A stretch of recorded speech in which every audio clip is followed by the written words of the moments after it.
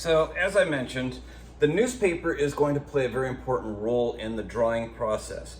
A lot of what ceramics is, believe it or not, just controlling how slow or how fast something dries can play a very important role. This newspaper is now completely soggy because it's been sitting in my bag, okay, with my pumpkin. And what it does is it'll absorb some of the moisture, but because it's wrapped up in a plastic bag, it'll keep it from drying out completely. So the last video, I went ahead and smoothed all those little lobes out and everything like that. I saw this in the store and I had to get it so that you can get an idea of what it is I'm looking for you guys to do. Notice that the lobes here are nice and rounded. Okay, these are even a little bit more dramatic than the ones that I have, but we want to go as realistic as possible. This is a little bit of a caricature of a pumpkin, but it's going to be the exaggeration that we're looking for in order to get that realistic view, okay? If you don't notice this already, but anytime I do a demonstration, you'll notice that I've got a whole handful of tools here.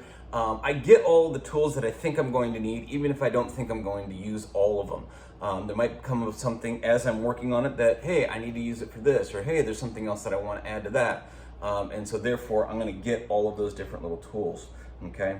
The first thing I'm going to do is kind of figure out, okay, what I'm going to do for the face, okay? Believe it or not, I really don't have an idea right now. I'm just kind of going to play with it a little bit. And I usually tend to have, I don't know if you guys can see this, but I am just very lightly kind of drawing this in. For some reason, I end up with these kind of swooping eyes. They kind of look like horns. I might add some horns, I don't know, okay? But I want to make it as symmetrical as possible, okay, so that the eyes look similar. All right, and then I place the nose in the right place and all those kinds of things. Now, you'll see, maybe you can't see, okay, but you can see where I've messed up a couple little spots there. And very simply, I'm just gonna go ahead and smooth that in, okay? Use your fingers as an eraser so you don't have to worry about lines not being where you want. And if I don't like this at all, I can just smooth that over completely and I can get rid of it. You know, I don't have to do something like that. I think I am gonna add a nose, okay? And then for the mouth, maybe kind of go along with this theme that I've got going on here with these kind of swoopy eyes, and then we'll do the horns. Or is it the eyes, and then maybe we'll do horns on it as well. But that should be a good start, okay? So you can kind of see what my face is going to start out looking like. This should be nice and firm, all right? Very simply, when I get ready to cut this out, all I'm gonna do, and this is gonna depend on how soft your clay is. If your clay is really soft, you may run into the problem where this might start collapsing. If that's the case, we can use some clay to prop it up or something like that. But what I'm gonna do is I'm just gonna go ahead and use my needle tool, poke it directly through, okay? And then I'm going to just follow along that line that I've just created. Just like so. And then I should be able to pinch and lift that out. It's that easy. I'm gonna go ahead and keep cutting this out. I'll go ahead and do the other eye, try to make it as similar as possible. Same exact way, I just poke that needle tool all the way through.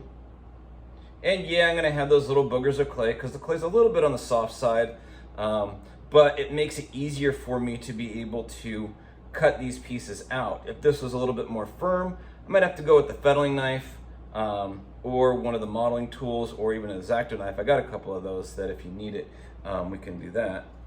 But now, as you can see, this is starting to kind of take some shape there, trying to get the design. I'm hollowing this out just so the insides of the eyes look fairly similar, and I can do a lot more cleanup once this gets drier, okay? So like all these little boogers of clay that are collecting up in here and all that kind of stuff, those will come off much easier once this is drier. But I've got to figure out a nose, I got to figure out what my mouth is going to look like. Am I going to have teeth? Just keep in mind, if you are going to have teeth, you may want to add a lip to the front of the project. or on the edge of the mouth, so that the teeth look like they're actually part of the mouth. So, give you an example, okay? If you look at this one, I added this little lip that goes along here so that the teeth look like they are behind the lip and that sort of thing. This one is a skull, so it's not quite as important, but notice that the mouth, the upper jaw, and the teeth are all in the same plane. So there's no separation of where the mouth is. Now, because it's a skull, that makes sense, but we want to make sure that it's as realistic as possible. So if yours is going to have teeth, I would include a lip of some kind as well. And a lip is made very simply. We're just going to take a little bit of clay, roll it out into our coil,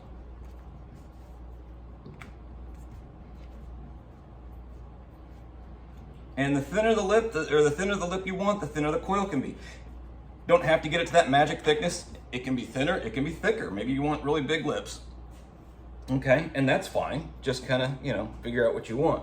So here, what I would do is I would go ahead and score and slip, and then add the coil on there, okay? And then I'm gonna smooth the top half of that coil into my project so that it looks like that transition from the face to the lip is all continuous. I'll leave the roundness under here, and that will give you the roundness of the lip there so that you can actually see it. So I should probably have a little better idea of what I'm doing. I'm still kind of winging it here. So I'm gonna give him maybe some teeth, maybe some long fangs on one side. And so that means that when I cut this out, I think we might just go full vampire on this guy. That. So normally I would have this facing me so that I could actually see what I'm doing. But for demonstration purposes, I'm trying to show you guys. And I haven't cut all the way through. Okay? But what you'll notice is that the places that I'm cutting, and I'm actually going to go with a couple little ones here, I think. Like that. And then that's where I'm going to cut.